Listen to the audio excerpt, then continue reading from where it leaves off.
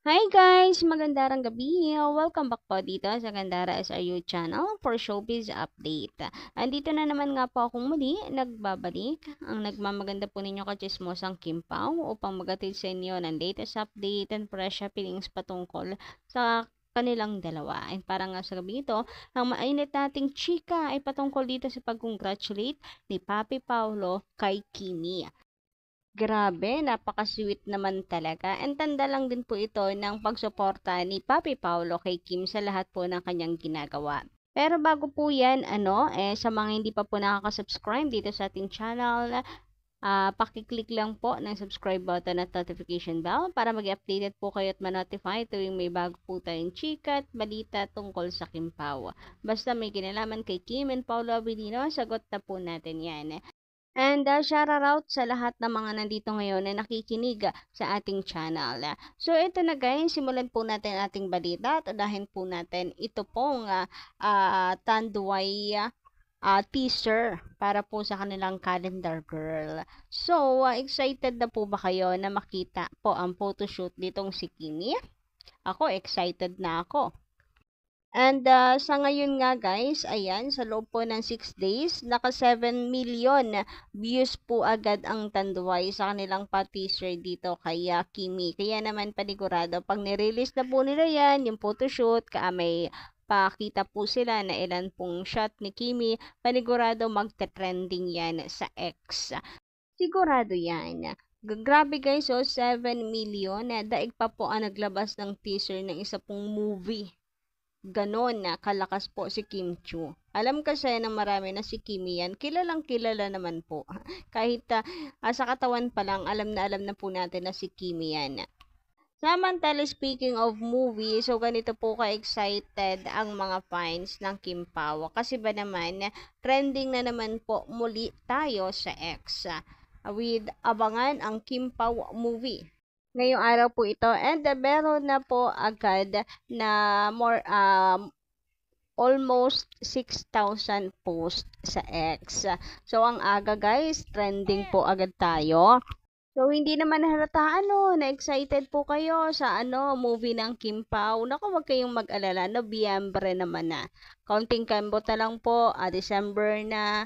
Then, 2025 na, mapapanood na po natin ang Kim Pao's movie na kanilang pinaghahandaan. Mga rason kung bakit pagod si Kimi ngayong taon na to talaga. And bilang gante, ay suportahan po natin yan. Balik po natin ang suporta sa kanila. So, yung mga ganito pong pa-trending, alam ko, nakakatanggal po ito ng pagod ng mga nagtatrabaho, hindi lang po kay Kim and Paulo Avelino sa mga nasa likod po ng camera. Yung simpleng pa-trending po natin, nakakatanggal po yan ng pagod nila. Kasi alam nila na meron pong mga nag-aabang, marami nag-aabang sa kanila pong pinaghirapan or pinaghihirapang movie.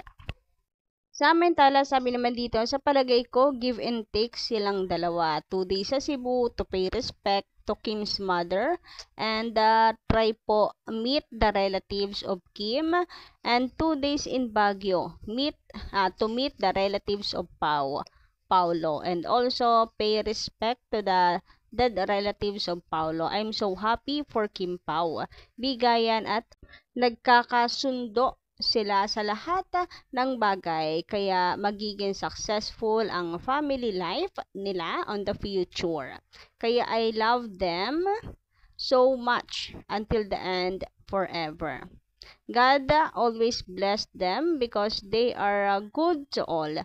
More power to Kim Pao and to all fans who loved and protect them always.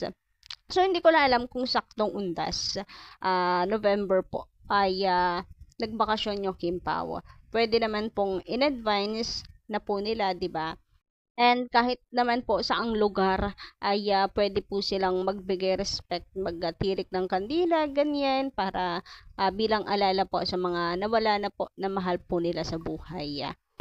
Samantala, ito naman po ang isa sa atin pong good news, magandang balita para po sa inyo. Ang Kim Pao ay record breaker. Grabe nga naman yun.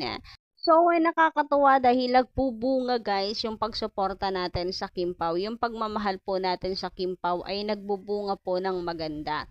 So, ayan yung ang basahin ko sa inyo ito. Sabi dito, ibigay nyo na at Star Cinema. Kim Pao Supremacy ang 2024.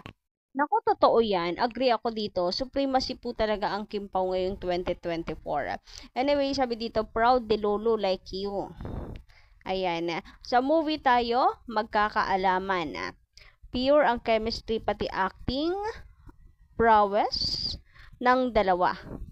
Ay powers pala yun. Pure ang chemistry pati ang acting powers ng dalawa. Plus, the Fez. Naku, totoo yan. Napakaganda po kasi talaga naman ni Kimi and Paulo. So, ang gaganda po ng kutis nila. So, kung face lang din naman pong pag-uusapan ay may laban ng Kim Pao. Kaya talagang total package yung dalawa no? Total package talaga sila. And mula naman dito sa post or reply nitong si Eric, John Salud, isa pong verified account. Sabi niya dito, Kim Pao has been breaking records. From TV, OTT, mall shows, provincial shows. Salamat sa suporta ng mga fellow Dilulus kong hashtag Kim Pao. Sana new movie alert na hahaha. So, grabe hindi pa nga po napapalabas ang movie ng Kim Pao, new movie alert naman daw agad sana. Nako, grabe naka-excite po yan. Pero about dito sa sinabi niya na Kim Pao has been breaking records. Yes, agree din po tayo dyan dahil talaga namang ang Kim Pao ay record breakers.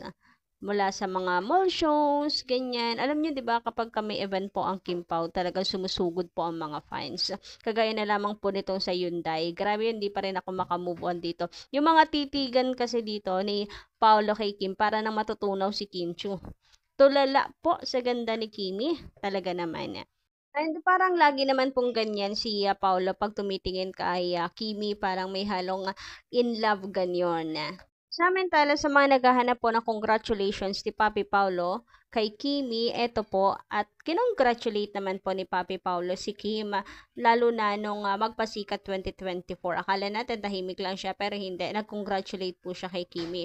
At eto nga po ang reply ni Kim Chiu. Thank you. Pabebe po yung thank you niya.